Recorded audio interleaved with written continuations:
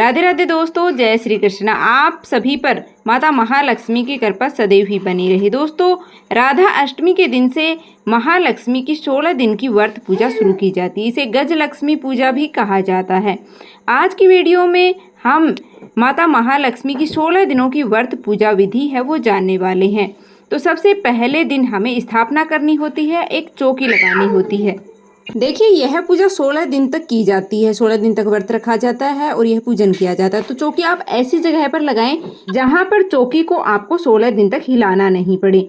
तो सबसे पहले मैंने चौकी पर लाल रंग का वस्त्र बिछा लिया है और अक्षत का आसन दे करके और माता लक्ष्मी की फोटो को यहाँ पर विराजित कर लिया है। भगवान गणेश को भी अक्षत का आसन दे करके और हम विराजित कर लेंगे। आपके पास मूर्तियां हैं माता लक्ष्मी की, भगवान गणेश की, तो आप मूर्तियों को पहले पंचामृत से या फिर कच्चे दूध से स्नान करवा करके और फिर आप यहाँ पर विराजित कर सकते हैं चौकी पर। मेरे पास मूर्तियां नहीं है तो मैं फोटो को ही यहाँ पर भाव रूप में स्नान करा दूंगी।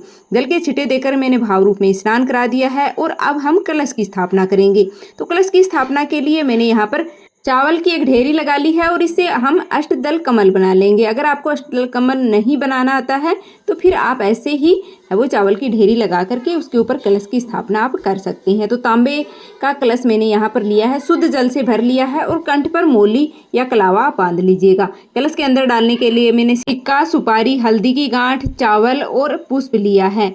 आप दुर्वा भी डाल दीजिएगा क्योंकि दुर्वा का भी इस पूजा में बहुत अधिक महत्व है। उसके बाद में 5 मैंने आम के पत्ते लिए हैं, तो आम के पत्तों पर मैंने टीका कर लिया है और उसके बाद में मैं नारियल को है वो खड़ा करके नारियल को स्थापित कर रही हूँ। आप अगर खड़ा करके नारियल को स्थापित कर रहे हैं तो फिर पूजा करने वाले की तरफ है वो नारियल का मुख होना चाहिए। तो इस तरह से हमें कलश की स्थापना करनी है। कलश की स्थापना तो आप सभी को करनी आती ही होगी, उस तरह से ही हमें करना होता है।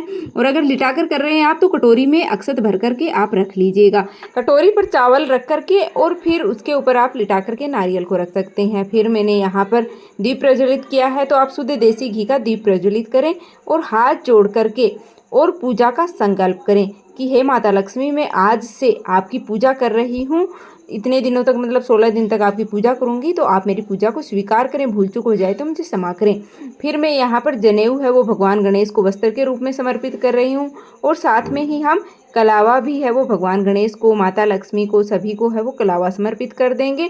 और माता लक्ष्मी को यहाँ पर मैं चुनरी भी समर्पित कर रही हूँ। तो जो नवरात्रि में चुनरी ली जाती है वह भी आप ले सकते हैं या फिर अलग से भी आप चुनरी लेकर के माता को अर्पित कर सकते हैं या फिर साड़ी वगैरह भी आप माता को उड़ा सकते हैं। फिर हम तिलक करेंगे, तो कुमकुम से, रोली से हम माता लक्ष्मी को, भगवान गणेश को, जो हाथी हैं माता लक्ष्मी के गज हैं उनको भी हम तिलक कर देंगे। और कलश के ऊपर मैंने पहले से स्वास्तिक बना दिया है। आप भी या तो टीका लगा दीजिएगा या फिर स्वास्तिक है वो बना दीजिएगा। दिए का भी हम पूजन करेंगे, तो दिए को भी मैंने यहाँ पर तिलक कर दिया है। टीका करने के बाद में हम सभी को अक्षत समर्पित कर देंगे। और देखिए, जब भी हम पूजन करते हैं तो हमें मंत्रों का, माता लक्ष्मी के मंत्रों का जप अवश्य ही करना चाहिए। जो भी आपको मंत्र आते हैं उनका जप आप कर लीजिएगा। फिर सभी को पुष्प समर्पित कर देंगे। तो लाल रंग के पुष्प हैं वो माता लक्ष्मी को प्रिय होते हैं, तो आप लाल रंग के पुष्प हैं वो मिल जाते हैं तो अवश्य रूप से समर्पित कीजिएगा या फिर जो भी मिल जाते हैं वो आप समर्पित कीजिएगा। साथ में ही सुहाग सामग्री में यहाँ पर समर्पित कर दूंगी।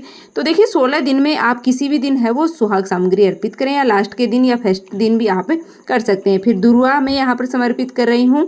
इस पूजा में दुर्वा का भी बहुत अधिक महत्व है, तो भगवान गणेश को और माता लक्ष्मी को मैं यहाँ पर दुर्वा अर्पित कर रही हूँ। उसके बाद में भोग अर्पित करेंगे, तो भोग में आप कोई भी मौसमी फल का भोग लगा सकते हैं, ड्राई फ्रूट का भोग लगा सकते हैं, मखाने की जो खीर होती है उसका भोग आप माता लक्ष्मी को लगा सकते हैं। मखाने की खीर का भोग भी माता लक्ष्मी को अति प्रिय होता है।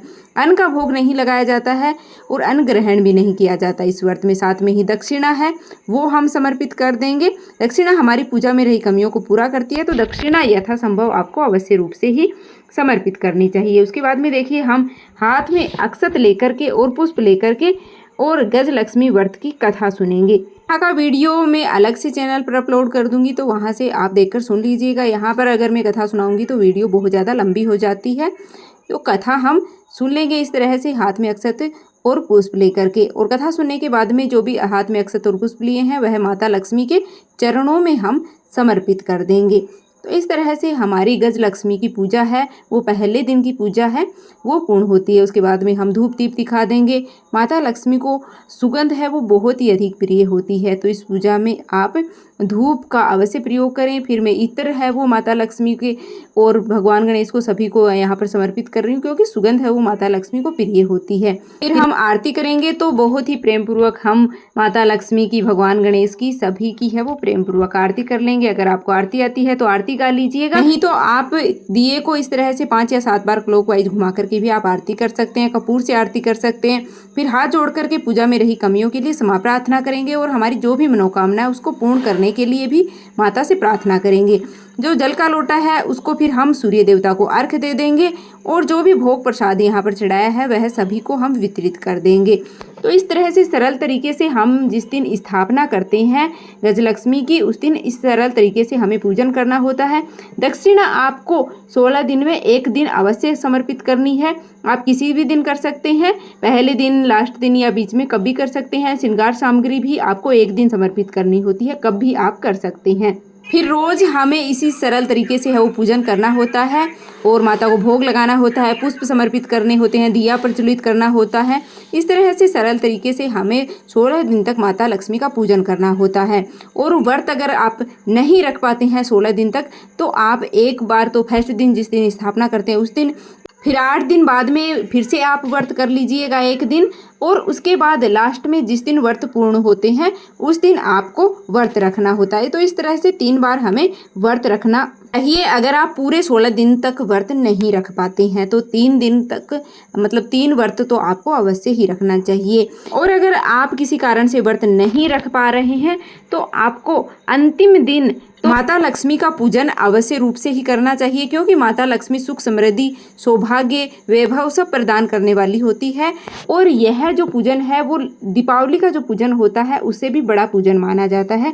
तो एक बार तो यह पूजन आपको अवश्य रूप से करना चाहिए। अगर आप व्रत नहीं भी रख पा रहे हैं तो पूजन आपको अवश्य करना चाहिए। तो उम्मीद करती हूँ कि आपको यह वीडियो, यह जानकारी पसंद आई होगी। अगर वीडियो अच्छी लगी है तो लाइक कर दीजिएगा, चैनल पर नए हो तो सब्सक्राइब करना बिल्कुल भी मत भूलिएगा। गजलक्ष्मी व्रत से संबंधित और भी वीडियो आपको इसी चैनल पर मिल जाएंगी। कमेंट बॉक्स में जय माता लक्ष्मी अवश्य लिख देना।